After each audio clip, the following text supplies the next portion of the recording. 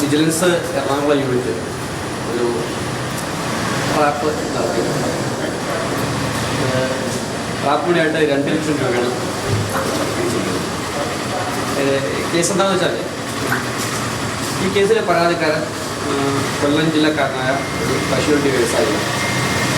അദ്ദേഹം ഇന്ത്യക്ക് പുറത്ത് ആഫ്രിക്കൻ രാജ്യങ്ങളുമായിട്ട് അവിടുത്തെ രാജ്യങ്ങളുമായിട്ട് ഈ കശുവണ്ടി ബിസിനസ് ഉണ്ട്, എക്സ്പോർട്ടും ഇമ്പോർട്ടെല്ലാം ചെയ്യുന്നു തുടങ്ങി.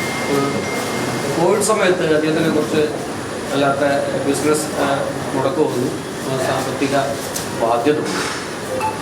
അപ്പോൾ അതേ തുടർന്ന് അദ്ദേഹത്തിനെതിരെ കേസ് വന്നു.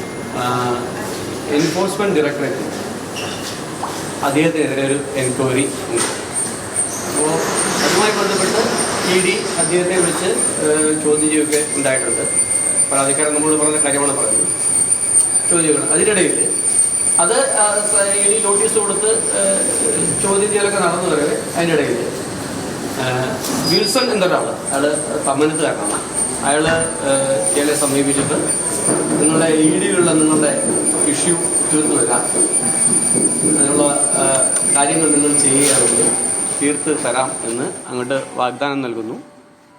പിന്നെ അയാളായിട്ട് നിരന്തരം അയാളെ ബന്ധപ്പെട്ട് പിന്നീട് ആ നെഗോഷിയേഷൻ അയാൾ ആവശ്യപ്പെടുന്നത് 2 കോടി രൂപ നൽകണം. 2 കോടി രൂപ അവർ പറയുന്ന അക്കൗണ്ടിലേക്ക് ഇടണം. അത് 4 തവണയായിട്ട് 50 ലക്ഷം രൂപ വീതം ഇടണം എന്ന് പറയുന്നു. കേരളത്തിന് പുറത്തുള്ള ഒരു സ്റ്റേറ്റിലെ ഒരു കമ്പനിയുടെ അക്കൗണ്ടിലേക്കാണ് അദ്ദേഹത്തിനോട് ഇടാൻ പറയുന്നത്.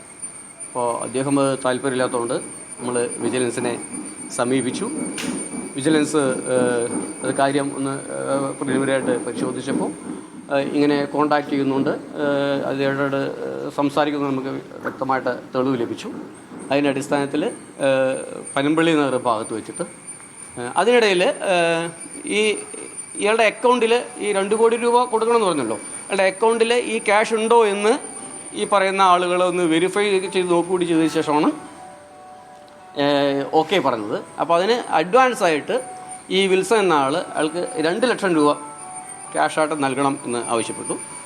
അങ്ങനെ നമ്മൾ വന്ന് സമീപിച്ചതിൻ്റെ അടിസ്ഥാനത്തിൽ നമ്മൾ 2 ലക്ഷം രൂപയായിട്ട് അയാളെ വിട്ടു.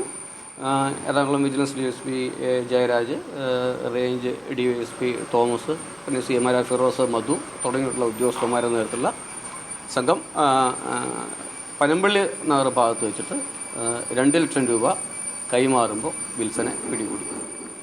വിൽസൺ പിടികൂടി ചോദ്യം ചെയ്ത സമയത്ത് വിൽസൺ അതിൽ വേറെ രാജസ്ഥാൻകാരനായ ഒരു മുരളി എന്ന ഒരാൾ ആണ് ഈ അക്കൗണ്ട് നമ്പറെല്ലാം തന്നത്.